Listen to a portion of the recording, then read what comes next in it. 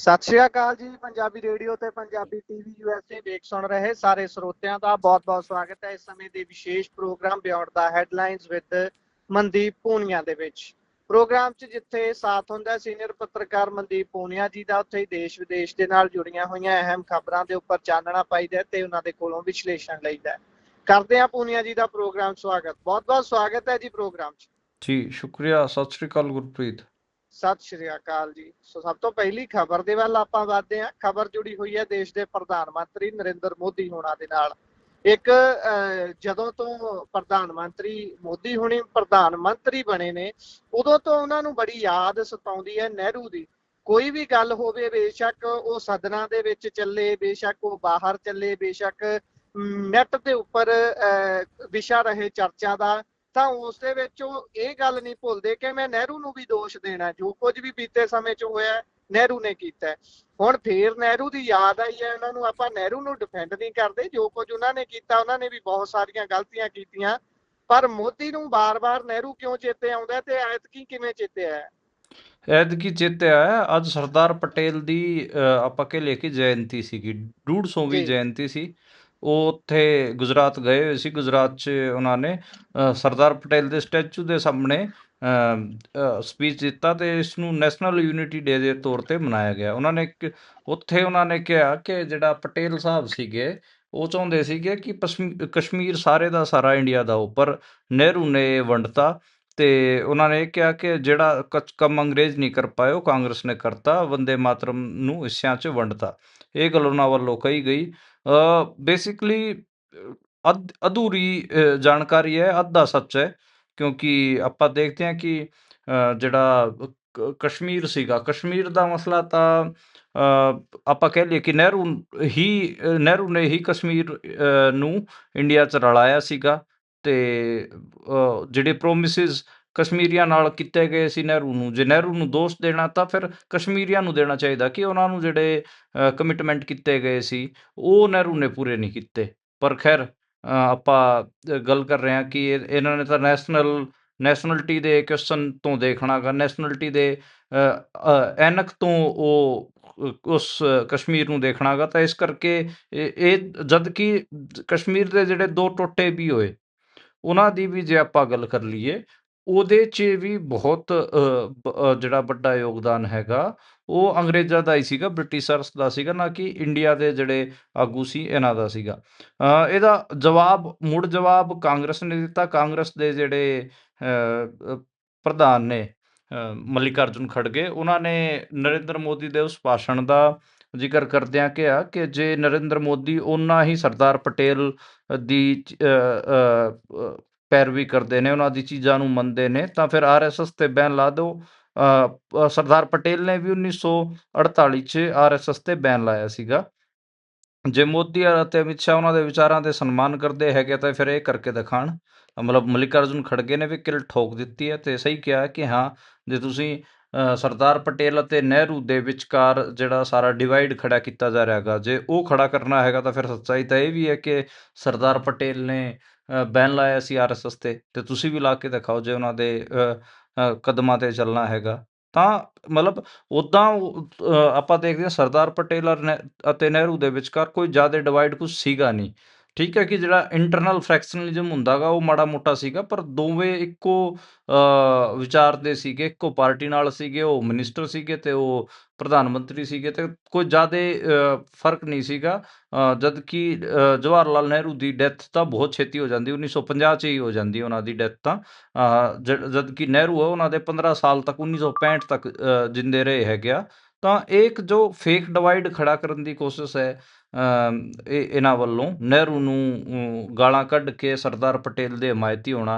ਜੇ ਸਰਦਾਰ ਪਟੇਲ ਦੇ ਹਮਾਇਤੀ ਬਣਦੇ ਹੈਗੇ ਹੋ ਤਾਂ ਮਤਲਬ ਮਲਿਕ ਅਰਜੁਨ ਖੜਗੇ ਨੇ ਠੀਕ ਕਿਹਾ ਕਿ ਫਿਰ ਤੁਸੀਂ RSS ਤੇ ਬੈਨ ਲਾ ਦਿਓ। ਸਰਦਾਰ ਪਟੇਲ ਨੇ ਵੀ ਲਾਇਆ ਸੀਗਾ।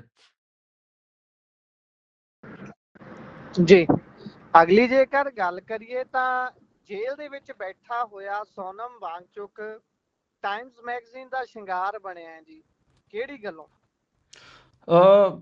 टाइम मैगजीन ने the 100 most influential climate leaders of 2025 ਨਾਂ ਤੋਂ ਇੱਕ ਲਿਸਟ ਕੱਢੀ ਹੈ। ਉਹਦੇ 'ਚ ਸੋਨਮ ਵਾਂਗਚੁਕ ਦਾ ਜ਼ਿਕਰ ਵੀ ਮੈਗਜ਼ੀਨ ਨੇ ਕੀਤਾ ਹੈ ਤੇ ਮੈਗਜ਼ੀਨ ਨੇ ਉਹਨਾਂ ਨੂੰ 100 ਪ੍ਰਭਾਵਸ਼ਾਲੀ ਦੁਨੀਆ ਦੇ ਲੋਕਾਂ 'ਚ ਸ਼ਾਮਲ ਕੀਤਾ ਹੈ। ਇਹਦੇ ਉਲਟ ਜੇ ਆਪਾਂ ਗੱਲ ਕਰ ਲਈਏ, ਭਾਰਤੀ ਸਰਕਾਰ ਨੇ ਉਹਨਾਂ ਨੂੰ ਐਂਟੀ ਨੈਸ਼ਨਲ ਕਰਾਰ ਦੇ ਰੱਖਿਆ, ਉਹਨਾਂ ਤੇ NSA ਲਗਾ ਰੱਖਿਆ ਤੇ ਉਹਨਾਂ ਨੂੰ ਜੋਧਪੁਰ ਜੇਲ੍ਹ 'ਚ ਸਿੱਟਿਆ ਹੋਇਆ ਗਾ। ਉਹਨਾਂ ਨੇ ਜਿਹੜੀ ਉੱਥੇ ਕੰਮ ਕੀਤਾ ਗਾ ਲੇਹ ਲੱਦਾਖ 'ਚ, ਉਹ ਮਤਲਬ ਆਪਾਂ ਦੇਖੀਏ ਤਾਂ ਬਹੁਤ ਸ਼ਾਨਦਾਰ ਕੰਮ ਉਹਨਾਂ ਨੇ ਕੀਤਾ। ਉਹਨਾਂ ਨੂੰ ਰੇਮਨ ਮੈਗਸੈਸੇ ਅਵਾਰਡ ਵੀ ਮਿਲ ਚੁੱਕਿਆ ਗਾ ਤੇ ਉਹ ਲਗਾਤਾਰ ਲੱਦਾਖ ਦੇ ਵਿਚਕਾਰ ਅੰਦੋਲਨ ਚਲਾ ਰਹੇ ਸੀ ਲੱਦਾਖ ਨੂੰ ਸਟੇਟਹੁੱਡ ਦਿਵਾਉਣ ਵਾਸਤੇ। ਹੁਣ ਜੇ ਤੁਸੀਂ ਲੱਦਾਖ ਦੇ ਨਜ਼ਰੀਏ ਤੋਂ ਦੇਖੋਗੇ ਤਾਂ ਬਹੁਤ ਸੋਹਣਾ ਕੰਮ ਸੀਗਾ, ਉਹ ਸਟੇਟਹੁੱਡ ਵਾਸਤੇ ਲੜ ਰਹੇ ਸੀਗੇ। ਪਰ ਜੇ ਇਹ ਬੀਜੇਪੀ ਜੀ ਵਾਲਿਆਂ ਦੇ ਨਜ਼ਰੀਏ ਤੋਂ ਦੇਖੋਗੇ ਤਾਂ ਫਿਰ ਇਹਨਾਂ ਨੇ ਤਾਂ ਉਹਨਾਂ ਨੂੰ ਐਂਟੀ ਨੈਸ਼ਨਲ ਕਰਾਰ ਦੇ ਹੀ ਰੱਖਿਆ ਗਾ। ਅੱਜ ਹਮ ਉਹਨਾਂ ਦੀ ਪਤਨੀ ਨੇ ਵੀ ਟਵੀਟ ਕਰਕੇ ਕਿਹਾ ਕਿ ਵਾਂਗਚੁਕ ਨੂੰ, ਜਿਹਨੂੰ ਇਹ ਗੌਰਮੈਂਟ ਹੈ ਉਹ ਐਂਟੀ ਨੈਸ਼ਨਲ ਕਹਿ ਰਹੀ ਹੈ, ਥ੍ਰੈਟ ਟੂ ਨੈਸ਼ਨਲ ਸਿਕਿਉਰਿਟੀ ਕਹਿ ਰਹੀ ਹੈ, ਜਿਹਨੂੰ ਉਹ ਕਲਾਈਮੇਟ ਲੀਡਰਸ 'ਚ ਸ਼ਾਮਲ ਹੈ। ਦੁਨੀਆ ਭਰ ਦੇ ਜਿਹੜੇ ਲੋਕ ਕਲਾਈਮੇਟ ਨੂੰ ਬਚਾਉਣ ਵਾਸਤੇ ਲੜ ਰਹੇ ਨੇ ਉਹਨਾਂ 'ਚ ਸ਼ਾਮਲ ਹੈ। ਜੀ ਅਗਲੀ ਜੇਕਰ ਗੱਲ ਕਰੀਏ ਤਾਂ ਹਰਿਆਣਾ ਦੇ ਸਾਬਕਾ CM ਭਜਨ ਲਾਲ ਦੀ ਧੀ ਤੇ ਜਵਾਈ ਦੇ ਖਿਲਾਫ ਜਿਹੜੇ ਅਰੈਸਟ ਵਾਰੰਟ ਨਿਕਲੇ ਨੇ, ਉਹਨਾਂ ਦਾ ਕਾਰਨ ਕੀ ਹੈ ਜੀ? ਹਾਂਜੀ, ਇਹ ਬੜਾ ਅਜੀਬ ਹੀ ਹੈ ਕਿ ਮਤਲਬ ਭਜਨ ਲਾਲ ਜਿਹੜੇ ਹੁੰਦੇ ਸੀ ਹਰਿਆਣੇ ਦੇ CM, ਹਾਲਾਂਕਿ ਉਹਨਾਂ ਨੂੰ ਵੀ ਕਰਪਸ਼ਨ ਦਾ ਕਿੰਗ ਹੀ ਕਿਹਾ ਜਾਂਦਾ ਸੀ। ਉਹਨਾਂ ਦੀ ਧੀ ਅਤੇ ਉਹਨਾਂ ਦੇ ਜਿਹੜੇ ਜਵਾਈ ਹੈਗੇ ਆ, ਉਹਨਾਂ ਦੋਵਾਂ ਤੇ ਮਰੇ ਹੋਏ ਬੰਦਿਆਂ ਦੇ ਪਲਾਟਾਂ ਨੂੰ ਵੇਚਣ ਤੇ ਆਰੋਪ ਲੱਗੇ ਨੇ। 4 ਕਰੋੜ ਰੁਪਏ ਦੇ ਉਹਨਾਂ ਨੇ ਪਲਾਟ ਵੇਚਤੇ। 2 ਜਾਣੇ ਸੀਗੇ ਜਿਨ੍ਹਾਂ ਦੀ ਡੈਥ ਹੋ ਚੁੱਕੀ ਸੀ, ਉਹਨਾਂ ਦੇ 2 ਪਲਾਟ ਇਹਨਾਂ ਨੇ ਵੇਚਤੇ ਤੇ ਉਹਨਾਂ ਤੇ ਅੱਜ ਅਰੈਸਟ ਵਾਰੰਟ ਜਾਰੀ ਕੀਤੇ ਗਏ ਹੈਗੇ ਆ। ਗੁੜਗਾਉਂ ਅਦਾਲਤ ਨੇ ਕਿਹਾ ਕਿ ਉਹਨਾਂ ਨੂੰ ਗ੍ਰਿਫਤਾਰ ਕੀਤਾ ਜਾਵੇ ਤੇ ਹੁਣ ਜਿਹੜੀ ਪੁਲਿਸ ਹੈ ਉਹ ਦੇਖੋ ਕੀ ਕਾਰਵਾਈ ਕਰਦੀ ਹੈਗੀ ਆ, ਕਿਉਂਕਿ ਕੁਲਦੀਪ ਬਿਸ਼ਨੋਈ ਇਸ ਸਮਾਂ BJP 'ਚ ਸ਼ਾਮਲ ਨੇ ਤੇ BJP 'ਚ ਉਹਨਾਂ ਦਾ ਪਰਿਵਾਰ ਹੈ। ਦੇਖਦੇ ਹਾਂ ਕਿ ਤੇ ਉਹ ਸੀਨੀਅਰ ਆਗੂ ਵੀ ਨੇ। ਬਿਸ਼ਨੋਈ ਸਮਾਜ ਦੇ ਸਭ ਤੋਂ ਵੱਡੇ ਆਗੂ ਮੰਨੇ ਜਾਂਦੇ ਨੇ ਕੁਲਦੀਪ ਬਿਸ਼ਨੋਈ। ਦੇਖਦੇ ਹਾਂ ਕਿ ਉਹਨਾਂ ਦੀ ਭੈਣ ਅਤੇ ਉਹਨਾਂ ਦੇ ਜੀਜੇ ਨੂੰ ਅਰੈਸਟ ਕੀਤਾ ਜਾਂਦਾ ਹੈ ਜਾਂ ਨਹੀਂ ਕੀਤਾ ਜਾਂਦਾ, ਉਹ ਤਾਂ ਦੇਖਣ ਵਾਲਾ ਹੋਊਗਾ। ਪਰ ਕੋਰਟ ਨੇ ਤਾਂ ਉਹਨਾਂ ਨੂੰ ਅਰੈਸਟ ਕਰਨ ਦੇ ਆਰਡਰ ਦੇ ਦਿੱਤੇ ਹੈਗੇ ਆ। ਜੀ ਉਧਰ ਗੱਲ ਭਾਜਪਾ ਦੀ ਕੇਜਰੀਵਾਲ ਦੇ ਉੱਪਰ ਸਾਧੇ ਨਿਸ਼ਾਨੇ ਦੀ ਕਰ ਲੈਨੇ ਆ। ਭਾਜਪਾ ਵਾਲਿਆਂ ਦਾ ਦਾਅਵਾ ਹੈ ਕਿ ਜਿਹੜੇ ਕੇਜਰੀਵਾਲ ਸਾਹਿਬ ਨੇ ਉਹ ਇੱਧਰ ਚੰਡੀਗੜ੍ਹ 'ਚ ਵੀ ਇੱਕ ਸ਼ੀਸ਼ ਮਹਿਲ ਬਣਾਈ ਬੈਠੇ ਨੇ ਕਹਿੰਦੇ। ਹਾਂ, ਅੱਜ BJP ਨੇ ਇੱਕ ਸੈਟੇਲਾਈਟ ਇਮੇਜ ਜਾਰੀ ਕੀਤੀ ਹੈ। ਉਹਦੇ 'ਚ ਸੈਟੇਲਾਈਟ ਇਮੇਜ 'ਚ ਦਿੱਲੀ BJP ਨੇ ਲਿਖਿਆ ਕਿ ਆਮ ਆਦਮੀ ਦਾ ਢੋਂਗ ਕਰਨ ਵਾਲਾ ਕੇਜਰੀਵਾਲ ਇੱਕ ਹੋਰ ਵੱਡੇ ਸ਼ੀਸ਼ ਮਹਿਲ 'ਚ ਰਹਿ ਰਿਹਾ ਹੈਗਾ, ਉਹਦੇ ਵਾਸਤੇ ਤਿਆਰ ਕਰਾਇਆ ਗਿਆ ਹੈਗਾ ਤੇ ਉਹ ਚੰਡੀਗੜ੍ਹ 'ਚ ਹੈਗਾ। ਉਹਨਾਂ ਨੂੰ ਪੰਜਾਬ ਦਾ ਸੁਪਰ CM ਡਿਕਲੇਅਰ ਕੀਤਾ BJP ਨੇ ਤੇ ਇਹ ਕਿਹਾ ਕਿ ਚੰਡੀਗੜ੍ਹ ਦੇ ਸੈਕਟਰ 2 'ਚ CM ਕੋਟੇ 'ਚ ਜਿਹੜੀ 2 ਏਕੜ ਦੀ ਆਲੀਸ਼ਾਨ 7 ਸਟਾਰ ਸਰਕਾਰੀ ਕੋਠੀ ਹੈ ਉਹ ਅਰਵਿੰਦ ਕੇਜਰੀਵਾਲ ਨੂੰ ਦਿੱਤੀ ਗਈ ਹੈਗੀ ਆ ਤੇ ਉੱਥੇ ਰਹਿ ਰਹੇ ਨੇ। ਇਸ ਤੇ ਮਤਲਬ ਜੇ ਆਪਾਂ ਗੱਲ ਕਰੀਏ ਕਿ ਚੰਡੀਗੜ੍ਹ BJP ਨੇ ਵੀ ਇਸ ਨੂੰ ਰੀਟਵੀਟ ਕੀਤਾ ਤੇ ਇਹਦੇ 3:30 ਵਜੇ ਆਪਣੇ ਟਵਿੱਟਰ ਤੇ ਇਹ ਵੀ ਲਿਖਿਆ ਕਿ ਜਿਹੜਾ ਚੰਡੀਗੜ੍ਹ ਦਾ ਸ਼ੀਸ਼ ਮਹਿਲ ਸੀ ਉਹ ਹੁਣ ਦਿੱਲੀ ਦਾ ਜਿਹੜਾ ਸ਼ੀਸ਼ ਮਹਿਲ ਸੀ ਉਹ ਖਾਲੀ ਜਨਤਾ ਨੇ ਕਰਾਤਾ, ਪਰ ਹੁਣ ਇਹ ਪੰਜਾਬ 'ਚ ਆ ਕੇ ਬਹਿ ਗਿਆ। ਚੰਡੀਗੜ੍ਹ ਦੇ ਸੈਕਟਰ 2 'ਚ 2 ਏਕੜ ਕੋਠੀ ਤੇ ਇਹਨੇ ਕਬਜ਼ਾ ਕਰ ਲਿਆ ਤੇ ਭਗਵੰਤ ਮਾਨ ਨੇ ਉਹਨੂੰ ਗਿਫਟ ਦਿੱਤਾ ਹੈ ਇਹ ਨਵਾਂ ਸ਼ਾਹੀ ਮਹਿਲ। ਇਹ ਗੱਲ ਉਹਨਾਂ ਵੱਲੋਂ ਵੀ ਕਹੀ ਗਈ ਹੈ ਤੇ ਅੱਜ ਪੂਰਾ ਪੰਜਾਬ ਨੇ ਪੰਜਾਬ ਦੀ BJP ਹੋ ਗਈ, ਦਿੱਲੀ ਦੀ, ਚੰਡੀਗੜ੍ਹ ਦੀ ਜਿਹੜੀ BJP ਉਹਨੇ ਪੂਰਾ ਦਿਨ ਇਹੀ ਨੈਰੇਟਿਵ ਚਲਾਇਆ ਹੈ ਤੇ ਇਹਦੇ 'ਚ ਦੇਖੋ ਕੁਝ ਸਵਾਲ ਵੀ ਨੇ। ਸਵਾਲ ਤਾਂ ਸਭ ਤੋਂ ਵੱਡਾ ਇਹ ਹੈ ਕਿ ਇਹ ਜਿਹੜੀ ਕੋਠੀ ਅਲੋਟ ਹੋਈ ਹੈ ਇਹ ਕਿਸ ਦੇ ਕੋਟੇ ਦੀ ਹੈ? ਕੀ ਇਹਦੇ 'ਚ ਸੱਚੀਓ ਅਰਵਿੰਦ ਕੇਜਰੀਵਾਲ ਰਹਿ ਰਹੇ ਨੇ? ਦੋ ਤਾਂ ਇਹ ਗੱਲਾਂ ਹੋ ਗਈਆਂ। ਉੱਦਾਂ BJP ਅਤੇ ਆਮ ਆਦਮੀ ਪਾਰਟੀ ਦੋਵੇਂ ਪਾਰਟੀਆਂ ਫੇਕ ਨੈਰੇਟਿਵ ਫੈਲਾਉਣ 'ਚ ਮਤਲਬ ਉਸਤਾਦ ਮੰਨੀਆਂ ਜਾਂਦੀਆਂ ਨੇ ਤੇ ਖੈਰ ਉਹਨਾਂ ਦੇ ਜਿਹੜੇ ਆਪਾਂ ਕਹਿ ਲਈਏ ਕਿ ਵਿਭਵ ਕੁਮਾਰ ਹੈਗੇ ਜਿਨ੍ਹਾਂ ਤੇ ਸਵਾਤੀ ਮਾਲੀਵਾਲ ਨਾਲ ਮਾਰਪੀਟ ਦੇ ਆਰੋਪ ਲੱਗੇ ਸੀ, ਉਹ ਵੀ ਅੱਜ ਕੱਲ੍ਹ CM ਹਾਊਸ 'ਚ ਹੀ ਰਹਿੰਦੇ ਨੇ। ਇਸ ਤੋਂ ਇਲਾਵਾ ਜੇ ਗੱਲ ਕਰ ਲਈਏ ਅਨੁਰਾਗ ਢਾਂਡਾ ਜਿਹੜੇ ਕਿ ਦਿੱਲੀ ਤੋਂ ਸੀਗੇ, ਉਹ ਵੀ ਅੱਜ ਕੱਲ੍ਹ ਮੀਡੀਆ ਪੰਜਾਬ ਦਾ ਸਾਂਭ ਰਹੇ ਨੇ, ਉਹ ਵੀ ਇੱਥੇ ਹੀ ਨੇ। ਦਿੱਲੀ ਦੇ ਲੋਕ ਮਨੀਸ਼ ਸਿਸੋਦੀਆ ਜਿਵੇਂ ਡਿਪਟੀ CM ਆਫ ਦਿੱਲੀ ਸਾਬਕਾ, ਉਹ ਵੀ ਅੱਜ ਕੱਲ੍ਹ ਪੰਜਾਬ 'ਚ ਫਿਰਦੇ ਨੇ। ਪੰਜਾਬ 'ਚ ਦਿੱਲੀ ਦੇ ਜਿਹੜੇ ਆਗੂ ਨੇ ਉਹ ਫਿਰਦੇ ਤਾਂ ਹੈਗੇ ਆ, ਇਹ ਤਾਂ ਗੱਲ ਸੱਚੀ ਹੈ, ਪਰ ਇਹ ਕੋਠੀ ਵਾਲੀ ਤਾਂ ਜੀ ਚੈੱਕ ਕਰਨਾ ਪਊਗਾ ਕਿ ਕੀ ਮਾਜਰਾ ਗਾ। ਪਰ ਅੱਜ ਗੰਭੀਰ ਆਰੋਪ ਬੀਜੇਪੀ ਨੇ ਉਹਨਾਂ ਤੇ ਲਾਏ ਹੈ। ਹਾਲਾਂਕਿ ਅੱਜ ਅਰਵਿੰਦ ਕੇਜਰੀਵਾਲ, ਤੁਹਾਨੂੰ ਮੈਂ ਦੱਸ ਦੇਵਾਂ, ਗੁਜਰਾਤ ਜੀ ਗਏ ਹੋਏ ਸੀ। ਗੁਜਰਾਤ ਉਹ ਕਿਸਾਨਾਂ ਦੇ ਇੱਕ ਅੰਦੋਲਨ ਨੂੰ ਲੀਡ ਕਰ ਰਹੇ ਸੀ ਉੱਥੇ, ਤੇ ਕਿਸਾਨ ਜੀ ਮਹਾਪੰਚਾਇਤ ਉਹਨਾਂ ਨੇ ਕੀਤੀ ਹੋਈ ਸੀ। ਉਹਦੇ 'ਚ ਉਹਨਾਂ ਨੇ ਸਟੇਟਮੈਂਟ ਦਿੱਤੀ ਹੈ ਕਿ ਜੇ ਪੁਲਿਸ ਨਾ ਹੋਵੇ ਤਾਂ ਬੀਜੇਪੀ ਵਾਲੇ ਨਾ ਦੜਾ ਦੜਾ ਕੇ ਕਿਸਾਨ ਕੁੱਟਣਗੇ, ਇਹ ਉਹਨਾਂ ਵੱਲੋਂ ਉੱਥੇ ਕਿਹਾ ਗਿਆ ਸੋ ਸੀ। ਯਾਨੀ ਇਸ ਕਿ ਤੋਂ ਅਗਲੀ ਜੇ ਨਰਿੰਦਰ ਮੋਦੀ ਅਤੇ ਅਮਿਤ ਸ਼ਾਹ ਦੇ ਹੋਮ ਟਰਫ 'ਚ ਉਹ ਗਏ ਹੋਏ ਸੀ ਕੇਜਰੀਵਾਲ। ਇਹਨਾਂ ਨੇ ਇੱਥੇ ਫਿਰ ਇਹ ਨੈਰੇਟਿਵ ਚਲਾਤਾ ਬੀਜੇਪੀ ਵਾਲਿਆਂ ਨੇ ਘੇਰਨ ਵਾਸਤੇ। ਤਾਂ ਮਤਲਬ ਇਹ ਇੰਟਰਸਟਿੰਗ ਹੈ, ਦੋਵੇਂ ਹੀ ਫਰਜ਼ੀ ਨੈਰੇਟਿਵ ਬਣਾਉਣ 'ਚ ਦੋਵੇਂ ਪਾਰਟੀਆਂ ਮਾਰ ਨੇ। ਜੀ ਅਗਲੀ ਗੱਲ ਕਰਦੇ ਆ ਇੱਕ ਫਿਲਮ ਦੀ। ਇੱਕ ਫਿਲਮ ਆਈ ਹੈ ਜੀ ਤਾਜ ਮਹਿਲ ਨੂੰ ਲੈ ਕੇ। ਵੈਸੇ ਤਾਂ ਇਸ ਦੇਸ਼ ਦੇ ਵਿੱਚ ਨੈਰੇਟਿਵ ਘੜਨ ਦੇ ਲਈ ਬਹੁਤ ਸਾਰੇ ਹਥਕੰਡੇ ਵਰਤੇ ਜਾਂਦੇ ਨੇ। ਮੂਵੀ ਵੀ ਉਸ ਦਾ ਹੀ ਇੱਕ ਤਰੀਕਾ ਹੈ। ਪਰੇਸ਼ ਰਾਵਲ ਇਸ ਦੇ ਵਿੱਚ ਨੇ ਤੇ ਤਾਜ ਮਹਿਲ ਦੀ ਆਇਡੈਂਟੀਟੀ ਕੀ ਹੈ, ਇੱਕ ਮਕਬਰਾ ਚ ਬਣਾਈ ਗਈ ਚੀਜ਼, ਇਹ ਕੀ ਪੇਸ਼ ਕਰਨਾ ਚਾਹੁੰਦੀ ਹੈ ਇਹ ਮੂਵੀ ਜੀ? ਹਾਂਜੀ, ਆਦੇਸ਼ ਰਾਵਲ, ਸੌਰੀ ਪਰੇਸ਼ ਰਾਵਲ, ਜਿਹੜੇ ਕਿ ਆਪਾਂ ਗੱਲ ਕਰ ਲਈਏ ਬੀਜੇਪੀ ਦੇ ਐਮਪੀ ਵੀ ਰਹੇ ਨੇ, ਸੀਨੀਅਰ ਐਕਟਰ ਨੇ, ਉਹਨਾਂ ਨੇ ਫਿਲਮ ਬਣਾਈ ਹੈ। ਤੇ ਦ ਤਾਜ ਸਟੋਰੀ ਇਸ ਦਾ ਨਾਂ ਦਿੱਤਾ ਗਿਆ ਹੈਗਾ। ਅੱਜ ਰਿਲੀਜ਼ ਹੋਈ ਹੈ ਤੇ ਇਹਦੇ 'ਚ ਇਹ ਦਿਖਾਇਆ ਗਿਆ ਹੈਗਾ ਕਿ ਜਿਹੜਾ ਤਾਜ ਮਹਿਲ ਹੈ ਉਹ ਤੇਜੋ ਮਹਿਲ ਹੈ। ਇਸ ਦੇ ਆਲੇ ਦੁਆਲੇ ਇਸ ਫਿਲਮ ਨੂੰ ਕਮਾਇਆ ਗਿਆ ਹੈਗਾ। ਉੱਦਾਂ ਦਰਸ਼ਕ ਅਟਰੈਕਟ ਨਹੀਂ ਕੀਤੇ ਇਸ ਫਿਲਮ ਨੂੰ, ਪਰ ਇਹਨਾਂ ਨੇ ਫ੍ਰੀ 'ਚ ਟਿਕਟਾਂ ਵੰਡ ਕੇ ਅੱਜ ਤਾਂ ਮਤਲਬ ਹਾਊਸਫੁੱਲ ਦਿਖਾ ਦਿੱਤਾ ਹੈਗਾ। ਉਸ 'ਚ ਇੱਕ ਸੀਨ 'ਚ ਪਰੇਸ਼ ਰਾਵਲ ਡਾਇਲੋਗ ਮਾਰਦੇ ਹੋਏ ਦਿਖਾਈ ਦੇ ਰਹੇ ਨੇ ਕਿ ਜੇ ਕਿਸੇ ਮਕਬਰੇ ਦੇ ਉੱਤੇ ਕਲਸ਼ ਹੈ ਤਾਂ ਉਸ ਦੇ DNA ਹੋਣਾ ਚਾਹੀਦਾ। ਇਹ ਉਹਨਾਂ ਵੱਲੋਂ ਕਹੀ ਗਈ ਹੈ। ਉਸ 'ਤੇ ਜਿਹੜੇ ਡਾਇਲੋਗ ਸੁਣ ਕੇ ਮਤਲਬ ਆਪੱਤੀਜਨਕ ਤਾਂ ਹੈਗੇ ਹੀ ਆ, ਕਿਉਂਕਿ ਜਿਸ ਨੂੰ ਜੋ ਸੈਂਸਲੈਸ ਹੈ, ਜਿਹਨੂੰ ਆਰਕੀਟੈਕਚਰ ਦਾ ਕੁਝ ਪਤਾ ਨਹੀਂ, ਉਹ ਉਹਨੂੰ ਤੇਜੋ ਮਹਿਲ ਘੋਸ਼ਿਤ ਕਰ ਸਕਦਾ ਗਾ। ਆਪਾਂ ਨੂੰ ਮਤਲਬ ਇੱਕ ਤਾਂ ਨਾ ਇੰਡੀਆ 'ਚ ਇੰਨਾ ਜ਼ਿਆਦਾ ਆਪਾਂ ਕਹਿ ਲਈਏ ਕਿ ਅਨਪੜ੍ਹਤਾ ਹੈਗੀ ਆ। ਜਿਹੜੇ ਡੂਮਸ ਨੇ, ਇਹ ਡੋਮ ਦੀ ਤੁਸੀਂ ਹਿਸਟਰੀ ਦੇਖੋਗੇ ਕਿ ਇਹ ਡੋਮ ਸਟਰਕਚਰ ਕਿੱਥੋਂ ਆਏ ਨੇ। ਹਿੰਦੂ ਆਰਕੀਟੈਕਚਰ 'ਚ ਤਾਂ ਮਤਲਬ ਇਹ ਡੋਮ ਹੈ ਵੀ ਨਹੀਂ। ਉਹਨਾਂ 'ਚ ਤਾਂ ਉਹ ਜਿਹੜਾ ਕੋਣ ਨਹੀਂ ਹੁੰਦਾ ਮੰਦਰ ਦਾ, ਕੋਣ ਮਤਲਬ ਉੱਚੀ ਚੋਟੀ ਮੰਦਰ ਦੀ ਉਹ ਲੈ ਕੇ ਜਾਂਦੇ ਨੇ। ਡੋਮ ਤਾਂ ਹੁੰਦੇ ਵੀ ਨਹੀਂ, ਪਰ ਫਿਰ ਵੀ ਡੋਮ ਸਟਰਕਚਰ ਤੇ ਹੀ ਉਹ ਸਵਾਲ ਕੀਤੇ ਜਾ ਰਹੇ ਨੇ। ਇਹ ਥੋੜਾ ਅਜੀਬ ਲੱਗਿਆ। ਉਹਨੂੰ ਤੇਜੋ ਮਹਿਲ ਘੋਸ਼ਿਤ ਕਰ ਰਹੇ ਨੇ। ਇਹਦੀ ਇੱਕ ਤਾਂ ਨਾ, ਇਹ ਤਾਂ ਰੀਸੈਂਟ 500 ਸਾਲ ਪੁਰਾਣੀ ਹਿਸਟਰੀ ਹੈ ਤਾਜ ਮਹਿਲ ਦੀ। ਤਾਂ ਉਹਦੀ ਰਿਟਨ ਹਿਸਟਰੀ ਵੀ ਮੌਜੂਦ ਹੈ, ਸ਼ਾਹਜਹਾਂ ਵੇਲੇ ਦਾ ਸਾਰਾ ਕੁਝ ਮੌਜੂਦ ਹੈ। ਫਿਰ ਵੀ ਉਹਦੇ ਤੇ ਇੰਨਾ ਜੇ ਕੋਈ 1000-1500 ਸਾਲ ਪੁਰਾਣਾ ਹੁੰਦਾ ਜਿਹਦੇ ਜਿਸ ਮੋਨੂਮੈਂਟ ਦੇ ਹਿਸਟੋਰੀਕਲ ਐਵੀਡੈਂਸ ਨਹੀਂ ਮੌਜੂਦ ਹੁੰਦੇ, ਉਹਨੂੰ ਤਾਂ ਫਿਰ ਪਤਾ ਨਹੀਂ ਕੀ ਬਣਾ ਦਿੰਦੇ। ਤਾਂ ਇਹ ਹੈ ਫਰਜ਼ੀ ਨੈਰੇਟਿਵ ਫਿਲਮ ਦੇ ਰਾਹੀਂ ਘੜਿਆ ਜਾ ਰਿਹਾ ਹੈਗਾ। ਇਹਨਾਂ ਨੇ ਜਿੰਨੇ ਵੀ ਮੋਨੂਮੈਂਟਸ ਮੁਗਲਾਂ ਨੇ ਜਾਂ ਫਿਰ ਮੁਸਲਮਾਨ ਐਂਪਰਰਸ ਨੇ ਜਿੰਨੇ ਵੀ ਬਣਾਏ ਹੈਗੇ, ਉਹਨਾਂ ਤੇ ਵਿਵਾਦ ਖੜੇ ਕਰਨੇ ਨੇ। ਉਹਦੇ ਵਾਸਤੇ ਫਰਜ਼ੀ ਜਿਹੜੀ ਸਟੋਰੀਆਂ ਹੈਗੀਆਂ ਉਹ ਪਲਾਂਟ ਕਰਨੀਆਂ ਨੇ, ਫਰਜ਼ੀ ਫਿਲਮਾਂ ਬਣਾਉਣੀਆਂ ਨੇ। ਉਹੀ ਇੱਕ ਦੇਖਣ ਨੂੰ ਆਪਾਂ ਨੂੰ ਮਿਲ ਰਿਹਾ ਹੈਗਾ। ਜੀ ਅਗਲੀ ਗੱਲ ਜੇਕਰ ਕਰੀਏ ਤਾਂ ਉਧਰ ਜੈਪੁਰ ਹਾਈ ਕੋਰਟ ਨੂੰ ਉਡਾਉਣ ਦੀ ਧਮਕੀ ਆਈ ਹੈ ਜੀ।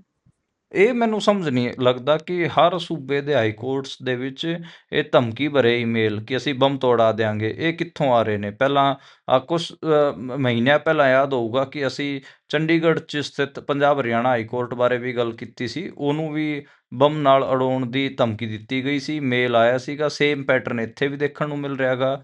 ਅੱਜ ਜਿਹੜੇ ਵਕੀਲ ਵਗੈਰਾ ਸੀਗੇ, ਜੱਜ ਵਗੈਰਾ ਸੀ, ਸਾਰਿਆਂ ਨੇ ਬਿਲਡਿੰਗ ਨੂੰ ਖਾਲੀ ਕਰਤਾ। ਹੜਕੰਪ ਮੱਚਿਆ ਹੋਇਆ ਸੀ ਤੇ ਫਿਰ ਬਾਅਦ 'ਚ ਤਕਰੀਬਨ 2.5-3 ਘੰਟੇ ਤੱਕ ਉੱਥੇ ATS ਜਾਂ ਹੋਰ ਜਿਹੜੇ ਬੰਬ ਸਕੁਐਡ ਸੀਗੇ, ਉਹਨਾਂ ਨੇ ਬਿਲਡਿੰਗ ਨੂੰ ਪੂਰਾ ਚੈੱਕ ਕੀਤਾ। ਕੁਝ ਮਿਲਿਆ ਨਹੀਂ। ਇਹਦੇ 'ਚ ਇਹ ਕਿਹਾ ਈਮੇਲ ਹੀ ਆਇਆ ਸੀਗਾ। ਇਹਦੇ 'ਚ ਇਹ ਕਿਹਾ ਜਾ ਰਿਹਾ ਗਾ ਕਿ ਇਹ ਜਿਹੜਾ ਪੂਰਾ ਸਿਸਟਮ ਹੈ ਪਤਾ ਨਹੀਂ ਕਿੱਥੋਂ ਚੱਲ ਰਿਹਾ ਹੈਗਾ। ਡਾਰਕ ਵੈਬ ਦਾ ਬੜਾ ਜ਼ਿਕਰ ਆ ਰਿਹਾ ਹੈਗਾ ਕਿ ਡਾਰਕ ਵੈਬ ਰਾਹੀਂ ਇਹ ਚੀਜ਼ਾਂ ਚੱਲ ਰਿਹਾ ਹੈਗਾ। ਪਰ ਹੁਣ ਇਹ ਲੱਭਣ ਦੀ ਕੋਸ਼ਿਸ਼ ਕੀਤੀ ਜਾ ਰਹੀ ਹੈ ਕਿ ਡਾਰਕ ਵੈਬ ਰਾਹੀਂ ਮਤਲਬ ਉਹ ਕੀ ਉਸ IP ਐਡਰੈਸ ਤੱਕ ਪਹੁੰਚ ਸਕਦੀ ਹੈ ਪੁਲਿਸ। ਉਹਦੇ ਬਾਰੇ ਵੀ ਇੱਕ ਸਵਾਲ ਹੈ ਤੇ ਇਹਦੇ ਤੇ ਲੱਗੇ ਹੋਏ ਨੇ। ਆਨੰਦ ਫਾਨਨ 'ਚ ਸਾਰੀ ਬਿਲਡਿੰਗ ਖਾਲੀ ਕਰਾਈ ਗਈ।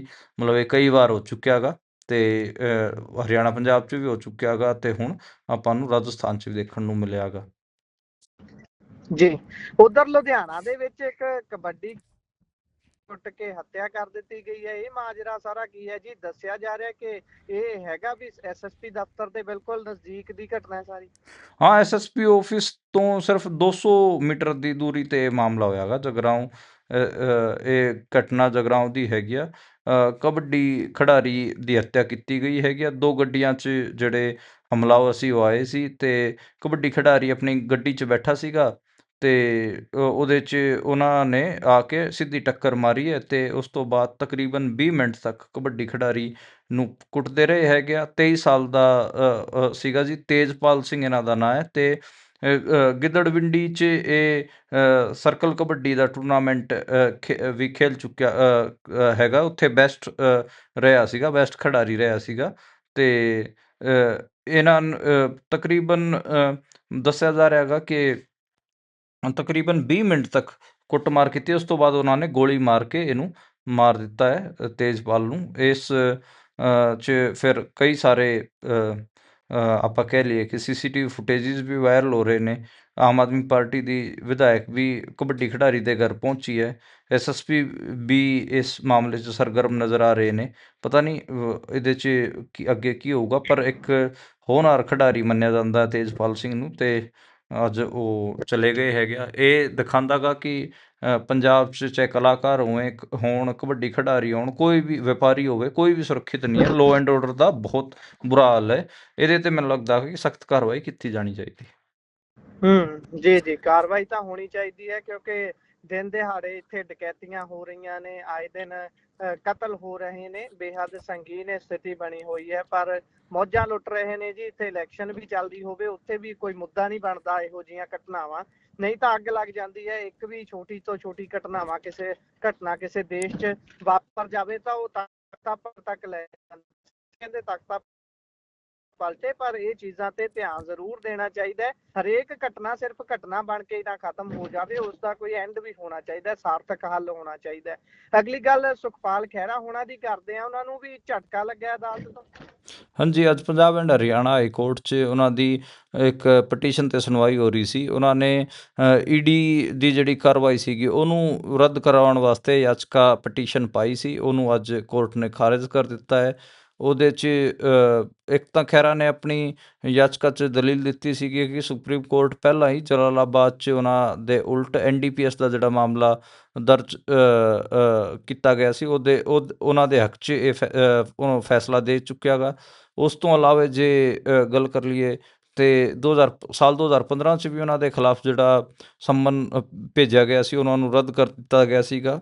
ਈਡੀ ਨੇ 2021 'ਚ ਅਤੇ 2021 'ਚ ਉਹਨਾਂ ਦੇ ਘਰ ਛਾਪਾ ਮਾਰਿਆ ਤੇ 2023 'ਚ ਉਹਨਾਂ ਨੂੰ ਗ੍ਰਿਫਤਾਰ ਕਰ ਲਿਆ ਗਿਆ।